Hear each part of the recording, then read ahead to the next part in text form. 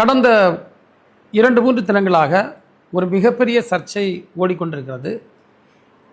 நாகர்கோவில் சட்டமன்ற உறுப்பினர் அண்ணன் ஆஸ்டின் அவர்களும், தூத்துக்குடி மாவட்டத்தை சார்ந்த அண்ணன் அனிதா ராதாகிருஷ்ணன் அவர்களும் நம்முடைய மாவட்ட ஆட்சித்தலைவர் அவர்களை சந்தித்து, கேரளா என்ன இந்தியாவில் இல்லையா, கேரளாவிற்கு கனிம வளங்கள் கொண்டு செல்வதை நீங்கள் தடுக்கக்கூடாது என்று கோரிக்கை வைத்ததாகவும், அது சார்ந்து அவர்களுக்கு பத்திரிகை கொடுத்த ஒரு செய்தியும் ஊடகங்களில் இன்றைக்கி வெளியே வந்தது. இது குறித்து நாங்கள் சில தெளிவை சொல்ல கடமைப்பட்டிருக்கின்றோம். இது அண்ணன் ஆஸ்டின் அவர்களுக்கும் அண்ணன் அனிதா ராதாகிருஷ்ணனுடைய தனிப்பட்ட கருத்தை தவிர இது கட்சியினுடைய கருத்தோ அல்லது எங்களுடைய கருத்தோ அல்ல. ஏனென்றால் திராவிட முன்னேற்ற கழகத்தை சார்ந்த நாங்கள் தொடர்ந்து இதற்கு எதிராக பல்வேறு போராட்டங்களை முன்னெடுத்திருக்கின்றோம். கன்னியாகுமரி மாவட்டத்தில் சென்ற 5 ஆண்டுகளில் நான் அமைச்சராக பொறுப்பேற்ற போது 43 குவாரிகள் கன்னியாகுமரி மாவட்டத்தில் மட்டும் இருந்தது. ஆனால் அதில் 38 குவாரிகளை நாங்கள் பூட்டி வெறும் 5 குவாரிகள் மட்டும்தான் கன்னியாகுமரி மாவட்டத்தில் செயல்பட்டது. இதை யார் வேணாலும் என்றைக்கு வேண்டுமென்றாலும் நீங்கள் அரசு அலுவலகங்கள் இருக்கக்கூடிய ஆவணங்களை பார்த்து நீங்கள் தெரிந்து கொள்ளலாம். 2வது, அப்போ இது எங்கேருந்து போகுது? இது திருநெல்வேலி மாவட்டத்திலிருந்து வரக்கூடியது. இது திருநெல்வேலி மாவட்டத்திலிருந்து சாராக செல்லக்கூடிய லாரிகளை தடுப்பதற்கு நான் அமைச்சர் பொறுப்பேற்றிருந்த போது அதற்கான ஆலோசனைகளை வழங்கி, அன்புக்குரிய ஸ்ரீதர் அவர்கள் மாவட்ட ஆட்சியராக இருந்தபோது இதை தடை செய்து 10 வீலுக்கு மேற்பட்ட வண்டிகள் கன்னியாகுமரி எல்லைக்குள் வரக்கூடாது, இங்கு குறுகலான சாலைகள் இருக்கிறது என்று ஒரு ஆணை பிறப்பிக்கப்பட்டது. அதை எதிர்த்து நீதிமன்றத்திற்கு அவர்கள் சென்று ஒரு தடை ஆணை பெற்றார்கள். உடனடியாக நானும் மாவட்ட ஆட்சித்தலைவரும் மீண்டும் ஆலோசித்து அந்த தடை ஆணைக்கு நாங்கள் மேல்முறையீடு செய்து அந்த தடை ஆணையை ரத்து செய்து பெற்றோம். ஆனால் மீண்டும் அவர்கள் அதற்கு மேல்முறையீட்டிற்கு சென்று வேறு சில வழக்குகளும் பதிவு செய்து மீண்டும் தடை ஆணை பெற்று அந்த வாகனங்களை இயக்க தொடங்கினாங்க.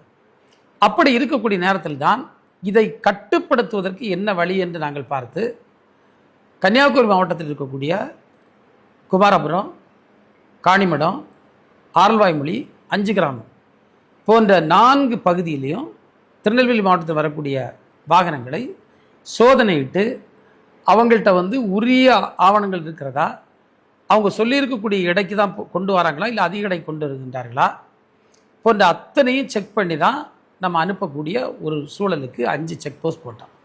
அது மட்டும் இல்லை, நம்முடைய மாவட்டத்தில் ஏற்கனவே 2-3 செக் போஸ்ட் இருந்தது.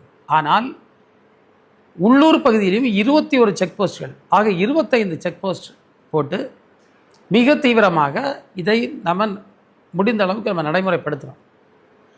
ஆனால் இன்றைக்கும் நம்முடைய நிலைப்பாடு, கன்னியாகுமரி மாவட்டத்தில் இயங்கிக் கொண்டிருக்கூடிய 5 கூட அந்த பிஜேபி ஆட்சியில் ஒரு திருத்தம் கொண்டு வந்தாங்க.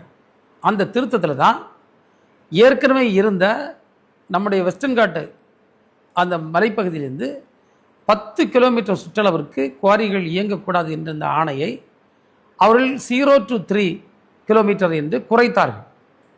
நாங்கள் மீண்டும் மீண்டும் அதை 10 கிலோமீட்டராக ஆக்க வேண்டும், பழைய நிலைக்கு கொண்டு வேண்டும் என்று குரல் கொடுத்து கொண்டிருக்கின்றோம். இது சம்பந்தமாக பல கடிதங்கள் நான் ஒன்றிய அரசுக்கு எழுதியிருக்கின்றேன். இப்போதும் தொடர்ந்து வலியுறுத்தி கொண்டிருக்கின்றோம்.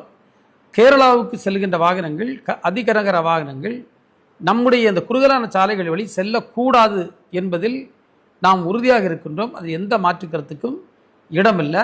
அது மட்டுமில்லாமல் கடந்த காலத்தில் நீங்கள் பார்த்தீங்கன்னா வயலேஷன் பண்ண வழக்கு 135 வழக்குகள், அதில் பலர் கைது செய்யப்பட்டார்கள். அதில் drivers, lorry owners, quarry owners அவங்க மீதெல்லாம் வழக்கு. அதுபோன்று எனக்கு தெரிந்து 182க்கு மேற்பட்ட வாகனங்கள் நம்ம அவற்றை கைப்பற்றி இருக்கின்றோம். இது இந்தியாவில் எங்கேயுமே நடந்ததில்லை. ஏன்னா அந்த அளவு கடுமையான நடைமுறைகளை கொண்டு வந்தோம். அதோடு பல கோடி ரூபாய்க்கான ஃபைன் நம்ம போட்டு அந்த வயலேஷன்ஸை கட்டுப்படுத்தி வைத்திருந்தோம். இன்றைக்கும் அது தொடர வேண்டும் என்பது நம்முடைய நிலைப்பாடு.